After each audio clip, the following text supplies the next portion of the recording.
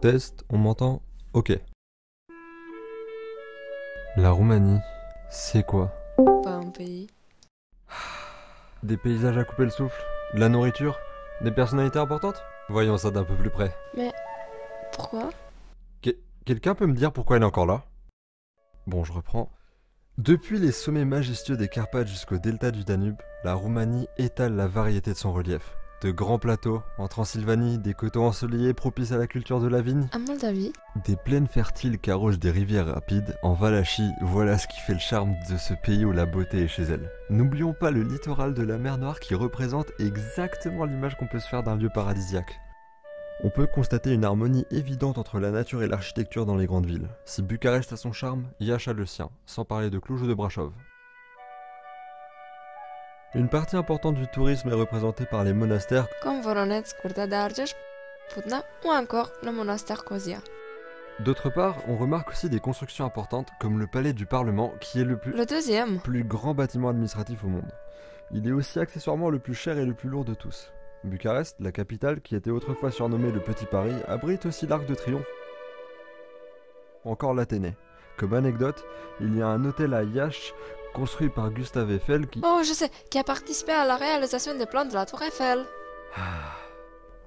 Du côté historique, on peut mentionner Henri Coandă, innovateur dans le domaine de l'aviation ainsi que de l'ingénierie du moteur à réaction, Mihai Eminescu, l'un des plus grands poètes roumains, Nicolae Paulescu, responsable de la découverte de l'insuline, Petrache Poenaru, inventeur du stylo plume.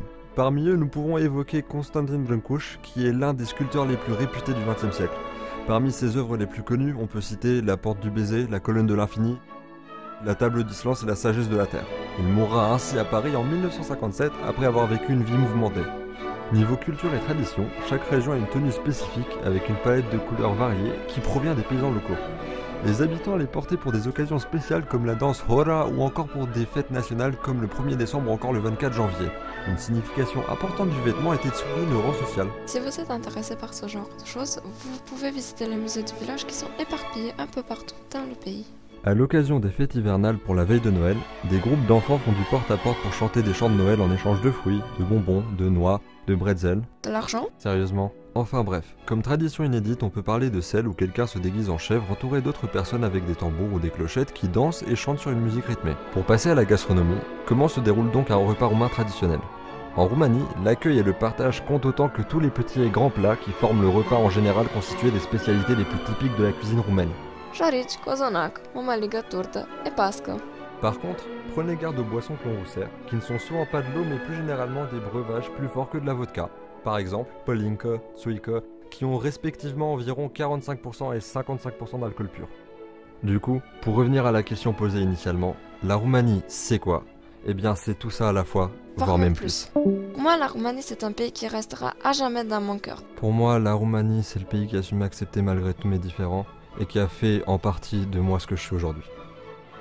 Moi, je m'appelle Ella, je suis lycéenne à Cluj et pour moi, la Roumanie restera à jamais une partie de mon identité culturelle, les habitudes de ma famille, les coutumes et les traditions roumaines qui insistent tout mon devenir. Moi, je suis Catherine L et j'étudie au Collège national Michel de Brave de Slobozia. Pour moi, la Roumanie, c'est le ciel sous lequel je ris, je chante, je me réjouis, je rêve et je n'arrête jamais de voir grand. Coucou, je m'appelle Simona, habitante de Romicu Vâlcea. Pour moi, la Roumanie, c'est le pays de mon esprit, c'est les gens tout à fait accueillants, c'est les vacances à la campagne où on reste en contact seulement avec la nature et sa beauté, c'est où je me sens vraiment libre.